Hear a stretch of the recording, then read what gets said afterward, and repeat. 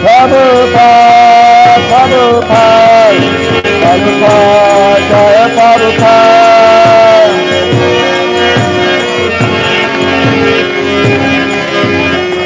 Jai Kora Haribo, Haribo, Haribo, Haribo.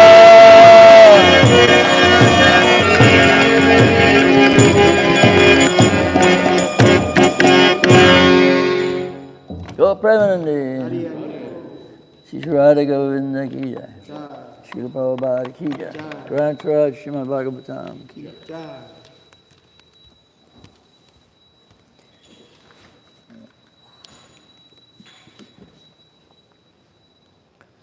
Om Namo Bhagavate Vasudevaya. Om Namo Bhagavate Vasudevaya. Om Namo Bhagavate Vasudevaya. Om Namo Bhagavate Vasudevaya.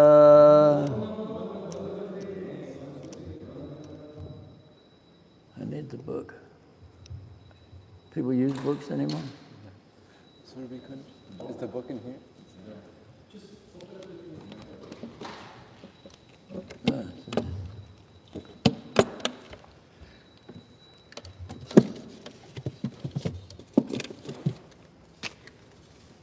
I guess some water. Yeah. Narayana Namaskritya Naram Chava Narottamam Devam Saraswatam Vyasam Tato Matirayat Nasta Prayesha Bhadreshu Nisham Bhagavata Sevaya Bhagavati Utam Shloka Bhaktir Bhavati Naistiki. Reading from the Śrimad Bhāgavatam, 3rd canto, chapter 32. Which verse is it? Number 20? Text number 20. Dakshinena Patayamna Pitrilokam Brajanti Te Prajamana Prajayante Smashananta Kriyakritaha Dakshinena Pataryamna. Thank you. Pitrilokam Brajanti Te Prajamanu Prajayante Smashananta Kriyakrita.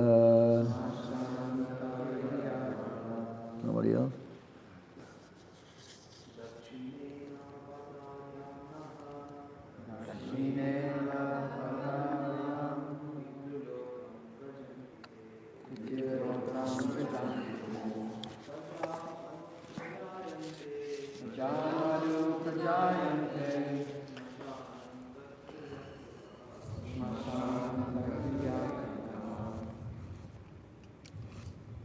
Dakshinena Pataryamna Pitrilokam Brajanti Pajamanu Prajayante Smashananta Kriyakrita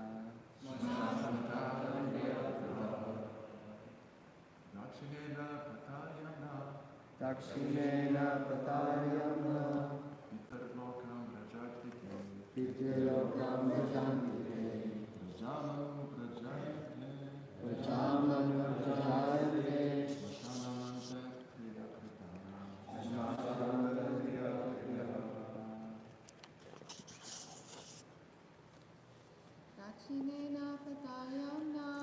Dakshinena Patayamna Pitrilokam Brajantite Rajam Anu Prajayante Smasananta Krita Kriya Krita. Dakshinena, southern. Pata, by the path. Ayamna, of the sun. Pitrilokam, to Pitriloka. Prajanti, go. Te, they. Prajam, their families. Anu, along with. Prajayante, they take birth. Smashana, the crematorium. Anta, to the end. Kriya, fruit of activities. Krita, performing. Translation. Such materialistic persons are allowed to go to the planet called Pitriloka by the southern course of the sun, but they again come back to this planet and take birth in their own families, beginning again the same fruit of activities from birth to the end of life. Please repeat. Such materialistic persons are allowed to go to the planet called Pitriloka by the southern course of the sun, but they again come back to this planet and take birth in their own families, beginning again the same fruit of activities from birth to the end of life. Purport by Srila Prabhupada. In the Bhagavad Gita, 9th chapter, verse 21, it is stated that such persons are elevated to the higher planetary systems.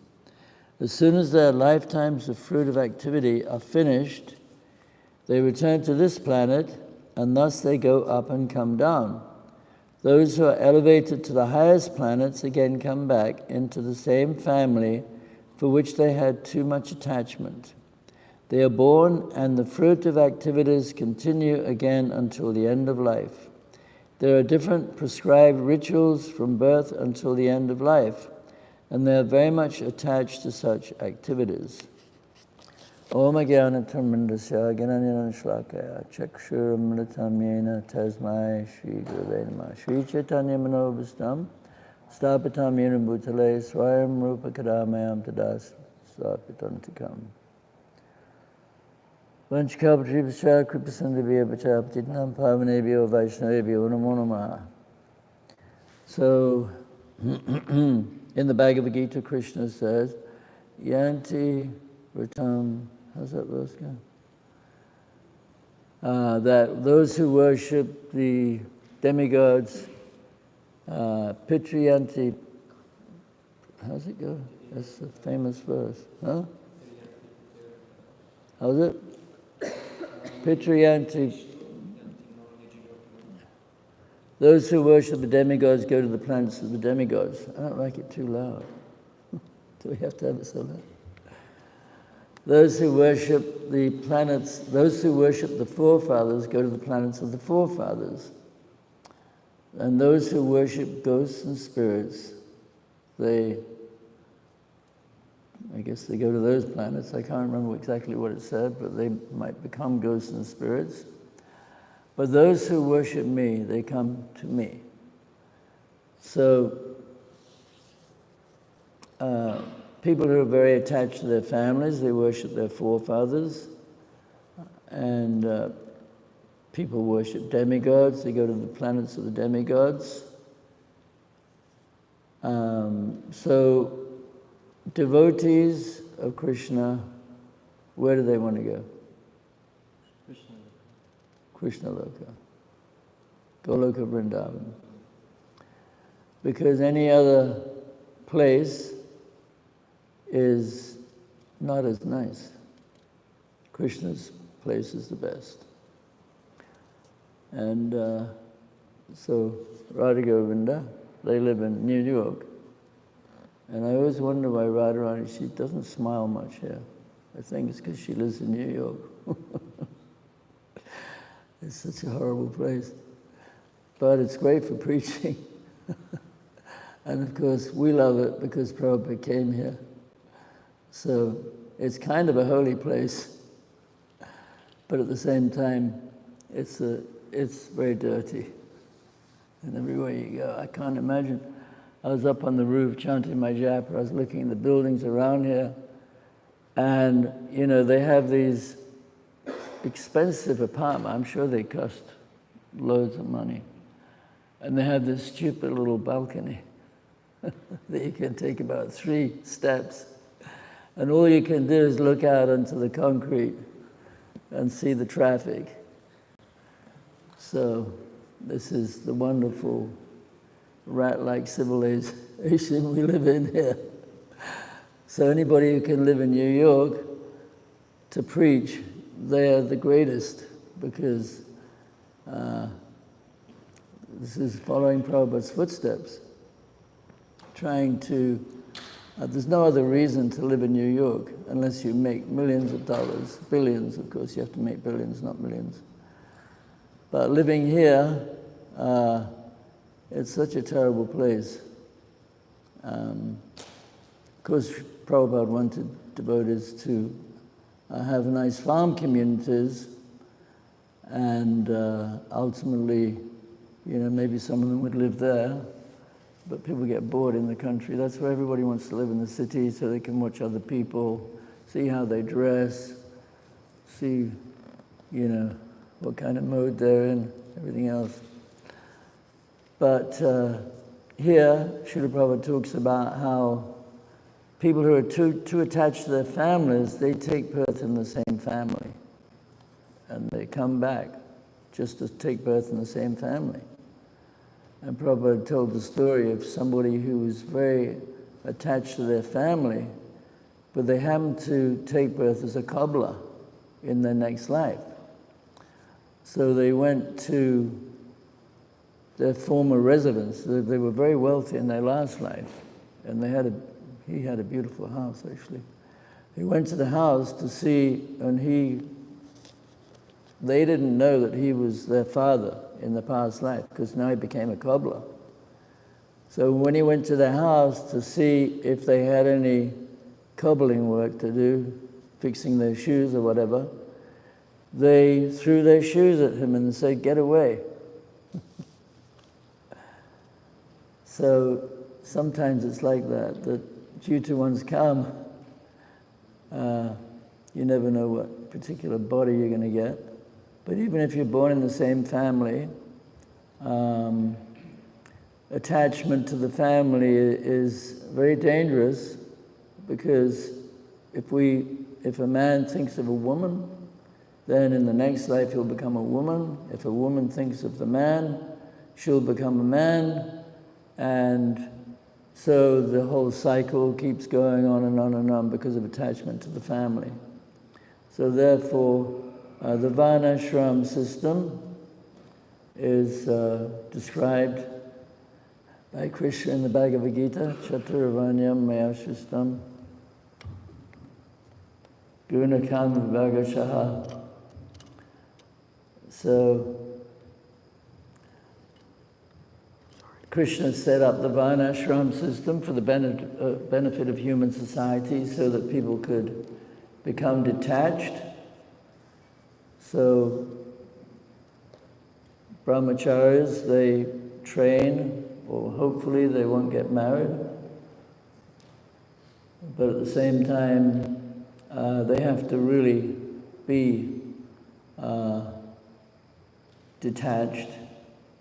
Back in the day, in the early days of ISKCON, a lot of people took sannyas, and they would love a verse like this, because they would laugh at the grihastas and think, oh, you know, they're so attached, they'll take birth again. I'm going to be detached and never get married. And they took sannyas, and then 5 years, and sometimes they were mean to the girls, to the brahmacharinas. And they looked at them like they wanted to spit, because there's a verse in Prabhupada quotes a lot by Jamunacharya, How's that word? Yadavati Mamacheta Krishna Padaravinda. He says that whenever I think of sex life, my lips curl with distaste and I spit at the thwart. Because actually, Jamunacharya, he had been a great sage, but somehow or other he won a kingdom, and he got very entangled in princely enjoyment. Princes, they have a lot of enjoyment. And so, but then he became detached, and when he realized his previous attachments, then he just wanted to spit at the thought. A similar story is actually in the Śrimad Bhāgavatam with King Yayati, that he was a great king. Even Krishna was born in his dynasty. Yadu was his son, Yadu. So Yayati, he was very attached to sex life. And he was cursed to become an old man. If you read the whole story, it's quite a convoluted story. But he was cursed to become an old man by Shukracharya because he crossed Shukracharya's daughter. So he was cursed to become an old man. I think it was Shukracharya. Does anyone remember? Anyway, whoever cursed him, he became an old man. He was young and he was cursed to become old. And he didn't like it because he wanted to enjoy his body. So he asked, his eldest son was Yadu, and he said, a strange thing actually to ask your son to give you their youth in exchange for your old age, but that's what he did.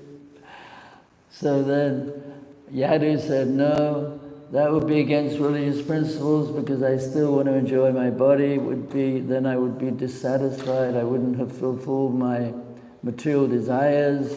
So then I might have to come back again to fulfill my material desires. So I'm not going to give you my youth. And then he asked another son, and they said no. And then his youngest son, his name was Puru, and without even his father asking, he offered his youth to his father, Yayati. So Yayati became young again, and then he enjoyed with his wife for many years, Devayani. Thousands of years, it says. And then after a long time, he realized, I'm not getting anywhere. I'm just enjoying the same old chewing the chewed.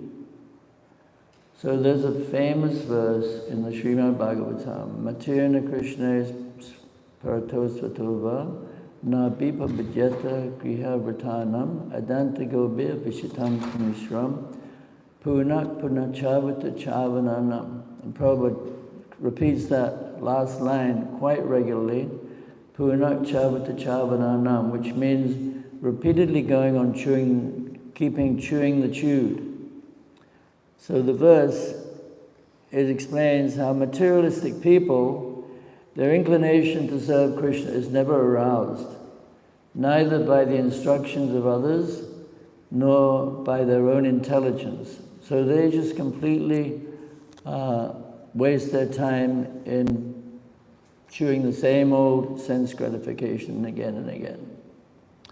And so this, because family life is based on sex attraction, because in the 5th canto, 5th chapter, it says, Pumsa Sriya Mitina Bhavamatach, Tayo Mitrahugri Atogrihi Kshetra Sutapta Vrita Janasya Mahoya Hamameti. Another famous verse, Rishabdev, he says that the basic attraction, the basic principle of material life is the attraction between male and female. On the basis of this misconception, which ties together the heart of the male and the female, one thinks in terms of my body, my wife, my land, my home, and I, me, and mine. Janasya mohoyam aham mameti. So this is the basic principle of material life, is the attraction between male and female. And we see that actually there are many. Śrimad Bhāgavatam gives a whole gamut of different activities and histories and pastimes, and so much knowledge is there. A lot of it is actually all about the miseries of material life, a lot of it. Lord Kapila Dev, he is talking very, very harshly about the conditions of this material world. That's 2 or 3 chapters. Then there's the whole analogy of, what's his name?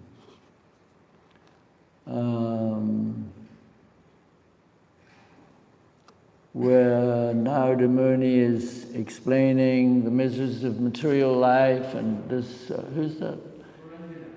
Puranjan, exactly, Puranjan, yeah. So, you know, it's very heavy how the body is compared to a fort, and then time is compared to soldiers, and then when you get old, the soldiers are attacking your body, and it's very graphic and very horrifying.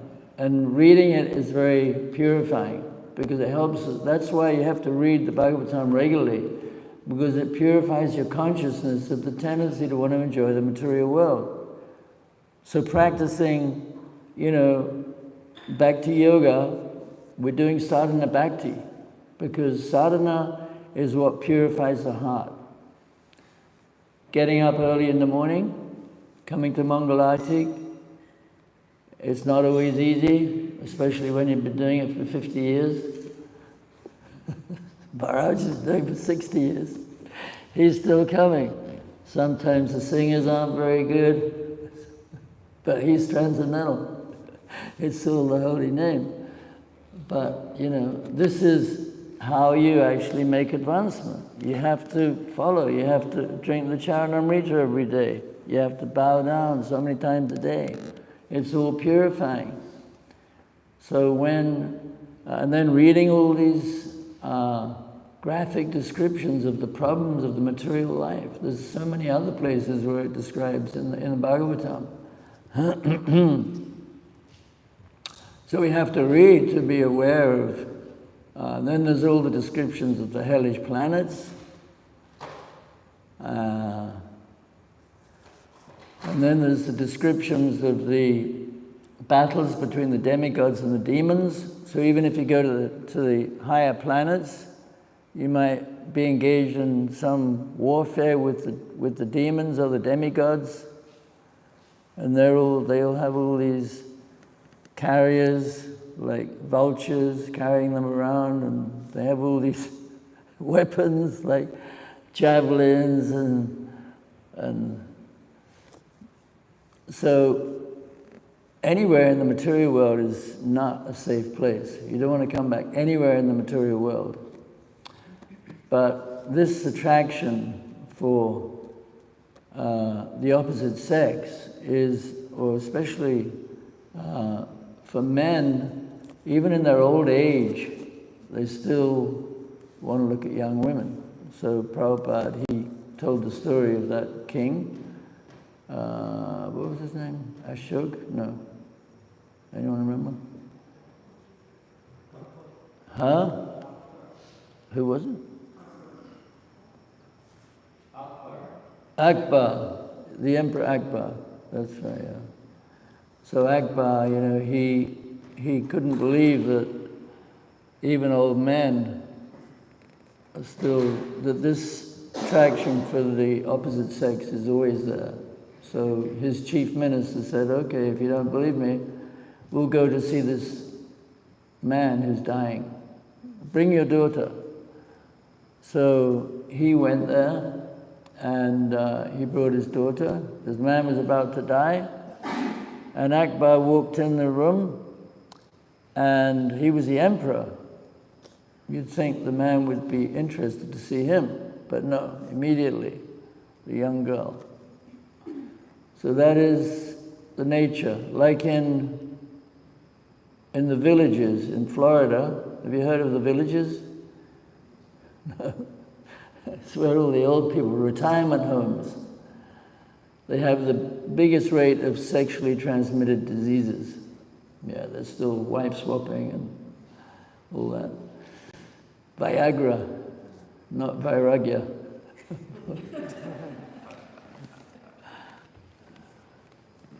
So, of course, household life doesn't have to be doom and gloom. It's a very important ashram, and Grihastha ashram is there to facilitate people's material desires and a license for sense gratification. And it's very important because, as we've seen in the history of ISKCON, hardly many people can immediately take sannyas. So most people have to get married. And so the Grihastha ashram, Prabhupada emphasized that it's actually an ashram, that it's the place for making spiritual advancement. So if one practices properly, then you do become detached. And you see that, sex is like, like children, they play with toys. So if old men are still playing with toys, there's something wrong with them, right? So sex is like that, it's something you're supposed to grow out of, this attraction. So by chanting and by the kirtan, by following the process, automatically you become detached. And you get an attraction for going back to the spiritual world. You don't want to take birth again.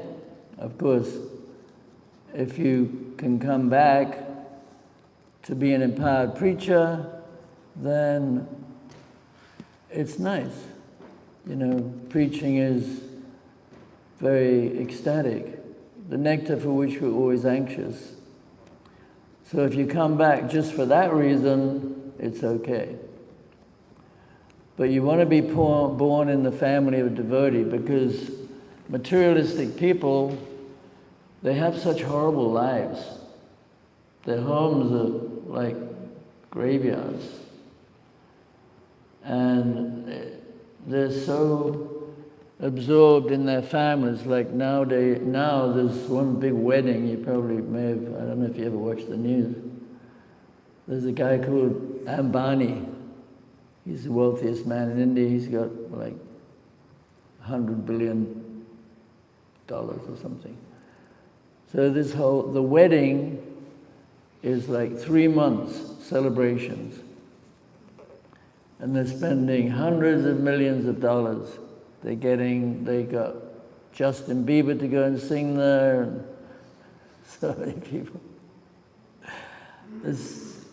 And so this whole, he's got billions of dollars, and he could do so much good, but he's got to spend it on his wonderful, spoiled brother, his son. Excuse me. So that, the family. So I remember when I got married, it was a triple wedding, and I think the whole thing cost $100 not even £100, $50 or something.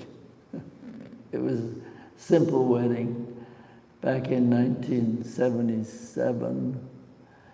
And so I'm not saying you shouldn't have a nice wedding, because you're supposed to make a vow in front of a lot of people so that you will feel embarrassed if you break your vow. That's the idea of a grand wedding, is so that you know, a lot of people witness, I'm taking a vow to be a good grihasta, and you know, if I break my vow, if I leave my wife or get divorced, then I'll be scorned.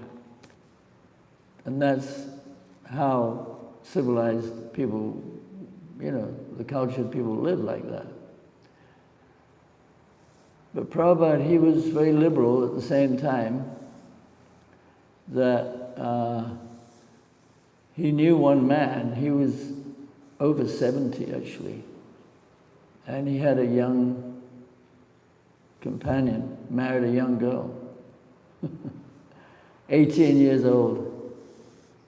There's a conversation, you can hear it with Tamal Krishna Maharaj, and so Prabhupada didn't, but Tamal Krishna, he said, well, people must have criticized. Prabhupada said he was such a nice devotee that when he would, but he was so old that when he would pay his obeisances, he would fall asleep. And Tamal Krishna said, well, people must have criticized so much, you know, old man. But Prabhupada said, no, he didn't really criticize. He said he was a nice devotee. But we've seen where I live that there's one 80-year-old who just got married. He was a sannyasi. And he just got remarried. So you want to try to be, like, if you're going to be a grihasta, you want to be a proper grihasta, and make sure that you practice properly. Actually, I'm quite proud of my wife, because some people would say I should have taken sannyas by now, but it's not so easy because I have a lot of cows. And somehow or other, you know, trying to demonstrate varnashram and simple living and high thinking, I got entangled in the cow program. But I actually like the country. It's very different from New York, as you can imagine. When you live in a nice, beautiful country place, you see nature, you marvel at nature, and you see how clever Krishna is, because nature is so amazingly well designed. Like the different blossom of the fruit trees. Some of the smell is so beautiful, like orange blossom. Any of you ever smell orange blossom? You have? Anyway, it's a very beautiful smell. Lemon blossom. And then you get this little bud and you get this fruit. It's just magic. And then you get the different types of aromatic flowers. But I shouldn't be trying to explain all this to you. You need to be staying here preaching. This is the real nectar. To get out there and meet people. Well, that's why I came. Because, you know, going out, preaching, meeting nice people, getting them to take a book is very ecstatic. Like Srila Prabhupada said, when he was going to go to Russia one time, then Hansaduta Prabhu, he said, well, Prabhupada, you know, it's the mango season now. And you shouldn't go to Russia right now. And Prabhupada said, no, I'd rather be in the freezing cold of Russia. It's much sweeter than any mango, preaching in Russia. So it's a good thing that Prabhupada went there, because he met one young Russian boy who took it very seriously. He came with the son of the Indian ambassador. And they just met Prabhupada for a couple of hours. And this boy was so convinced about Krishna consciousness that he dedicated his life to preaching in Russia, which was very, very dangerous. And so a lot of Russian devotees, they really sacrificed a lot. I mean, a lot of devotees all over the world have sacrificed a lot. But, you know, such a difficult place. The Russian people are very nice, Belarusians, they're all nice. Ukrainians. But Prabhupada had that potency, that just by meeting someone one time, they dedicated their life. Like Prabhupada, a lot of Prabhupada's disciples, they never even spoke to Prabhupada. I mean, not a lot of them, but some of the most prominent ones, they never spoke to Prabhupada. Hardly at all. But they dedicated their life to his movement because the truth is so, for somebody who's intelligent, the truth is just so obvious that you can't deny it. Of course, India is the home of Sanatana Dharma, and therefore Indian people, even the ones from South Africa or wherever, they still have the culture. Like some people I know in Suriname. Suriname's a little Dutch exploited it, like the British exploited India. So they still have the name. Like I know one young lady, her last name is Ramdani. Ramdani.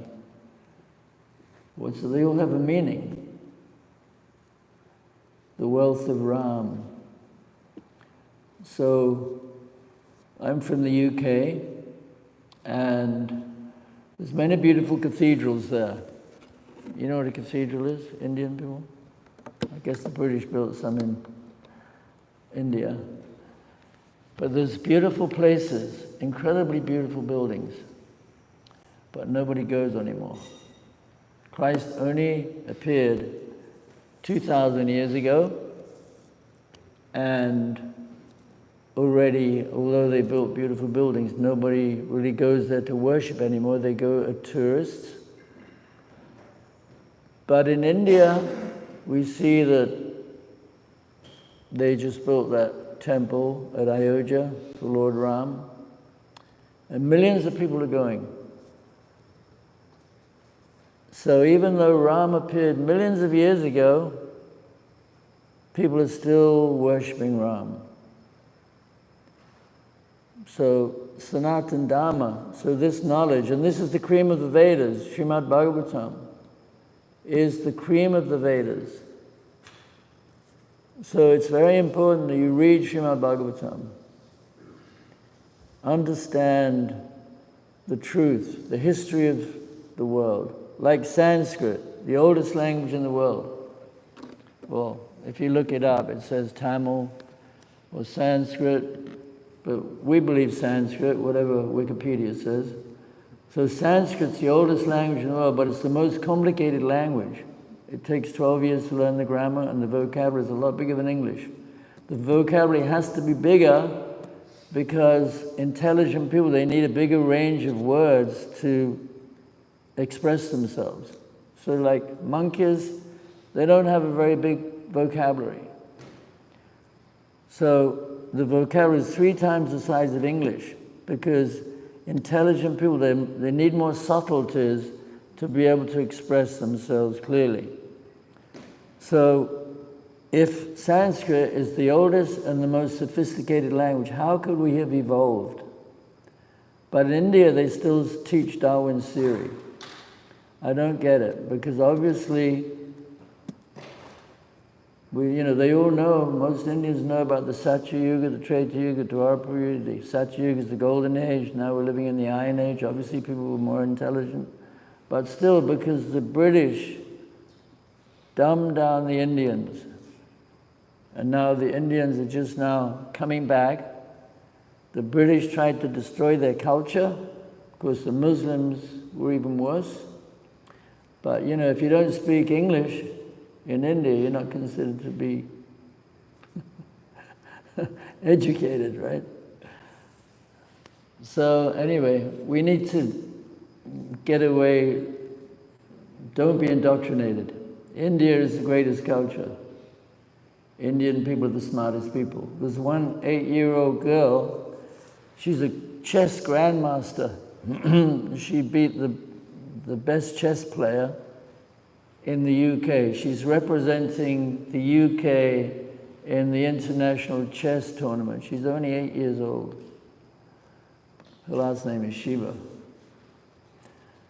Anyway, so the culture, the Varnashram, is very relevant today because this knowledge is eternal. This is Sanatana Dharma. So the whole process of the practice of Krishna consciousness is absolute. It's a science, it works if you practice it properly. So be confident that if you practice enthusiastically, then you will reach the goal. You will ultimately become detached. You won't want to take birth again. Even if you get married, you won't want to come back in a family to be with your previous wife or husband or whatever else. So if you have to take birth again, like Srila Bhaktivinoda Thakur, he said that if I have to take birth again, let it be in the home of a devotee, and even if I have to take birth as an insect. So we're very lucky because we have Srila Prabhupada to follow. If we have faith in Srila Prabhupada, materialistic people, they don't have any good leaders. So therefore it says, Nate vidu swata gatim hi vishnum dirashaya bahiratamanana andayatanda upaniyamanas tepishatantram rudamni badha. Anyone know that verse? Nobody. It's a very important verse. Prahlad Maharaj, he says that materialistic people, they follow blind leaders. And the blind leaders are tied very tightly by the ropes of the modes of material nature, which have very thick, strong ropes. So they're simply blind. They have no idea about any real knowledge. So they simply mislead people, and they fall in a ditch, and everybody falls into a ditch following them. So this is the modern world. We've fallen into a ditch. The whole modern industrial revolution has done so much damage to the planet. So we have to accept real leaders, and of course Srila Prabhupada and Rupa Goswami and all the acharyas. We have so many wonderful personalities whose example we can follow and who wrote so many beautiful books to enlighten us, to help us perfect our lives, because that is the goal, is to actually become perfect. Even, we have a physical body, but still, we're trying to become ideal. Prabhupada wanted to create a class of Brahmins that could bless the world.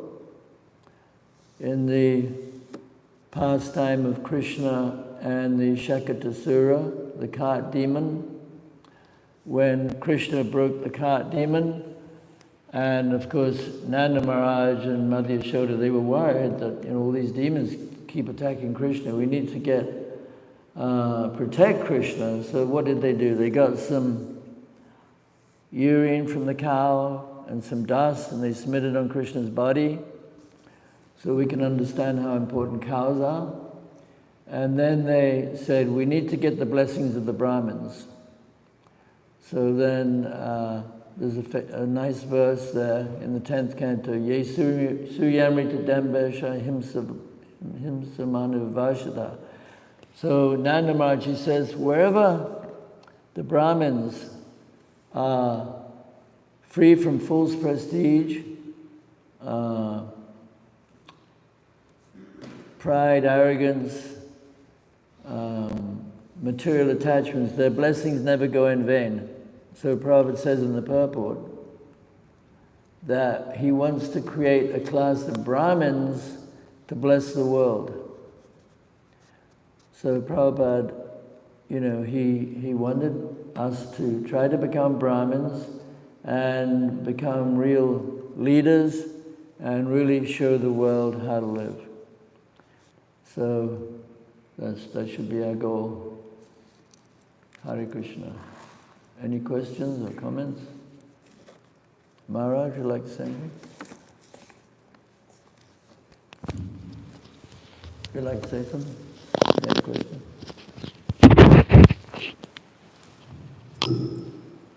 Hare Krishna. Thanks for awesome lecture. I was recently listening to a series of lectures by, I forgot, he's a senior Prabhupada disciple, and he was talking about... I understand what you're saying, to be honest. What's that? Sorry? Maybe it's too close, you're holding it too close. Yeah, it might be. Is it better like this? Speak up and hold it further away. Is it better like this? Yeah, a little bit. Okay.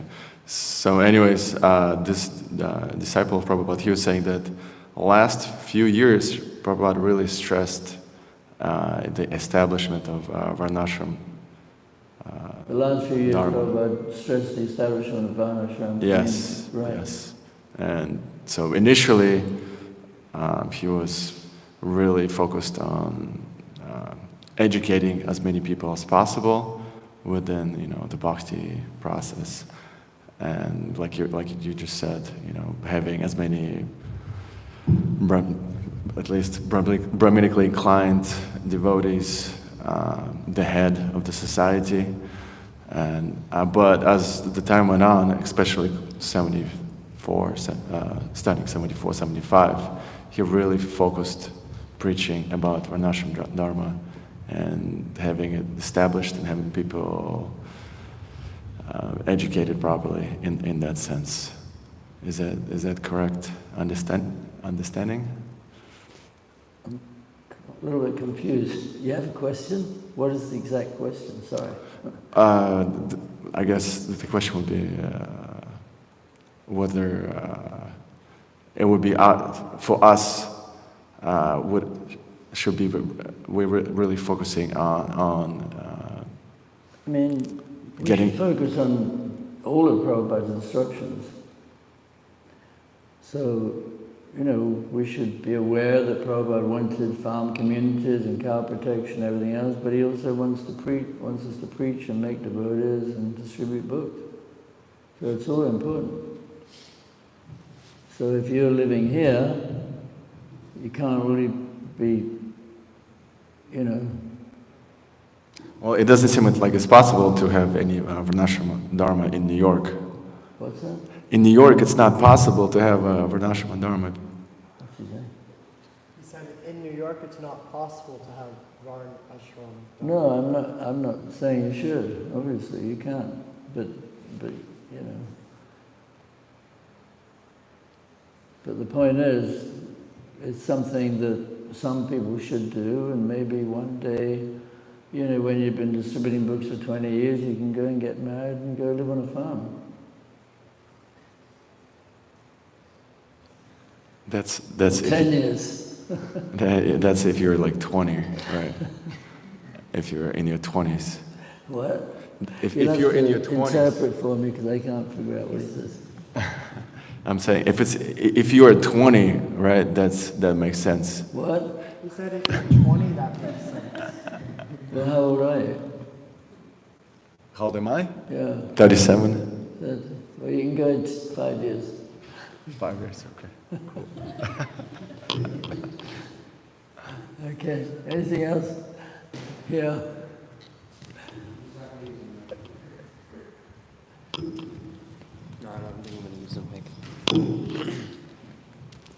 So you talked a lot, Prabhu, about how we talked a lot about desire and how we should keep our desire fixed on attaining Krishna, because so many examples like King Piranjana, they got distracted. Right. So there's a verse in Bhagavad Gita that says that the sage is equiposed despite desires flowing like a river into the ocean. He's never disturbed. So how, as we go on in Krishna consciousness, our past samskaras will keep coming and so many different kinds of desires will come. So how do we continue to stay fixed on our ultimate goal without getting distracted?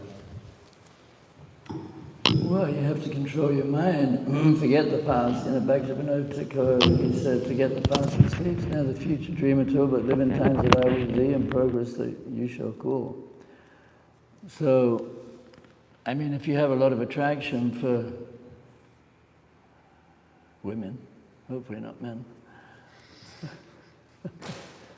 you can get married. It's okay. But, you have to, ultimately, you should wait for a few years and see, try to control your mind, try to be a good brahmachari, don't hate women, but, for 5-10 years, because you're so young, you should try to,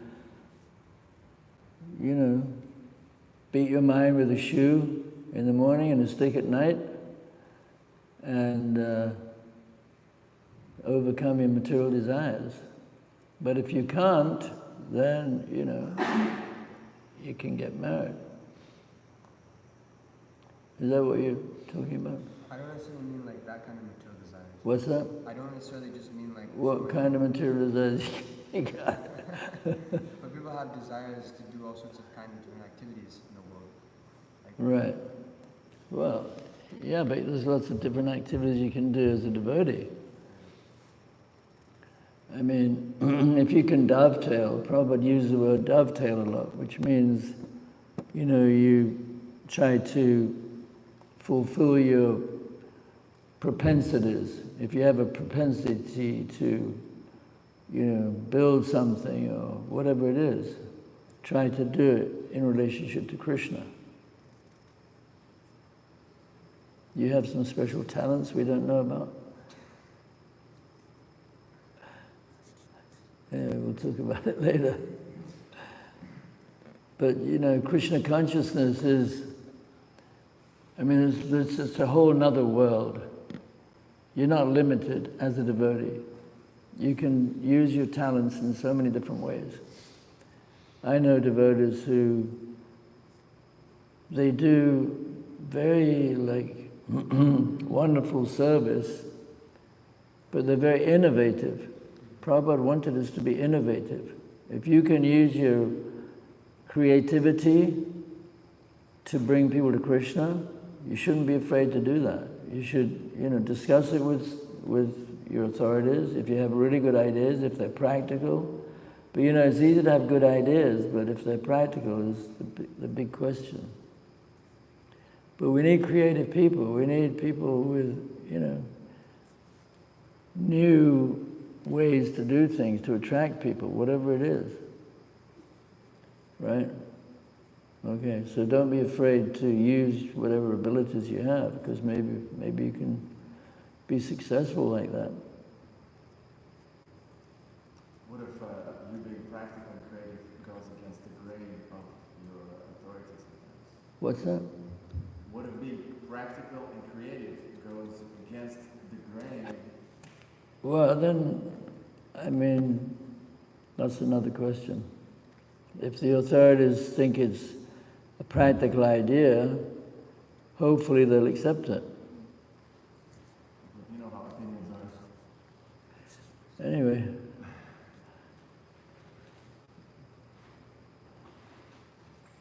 Anything else? Okay. Hare Krishna. Srila Prabhupada ki jai.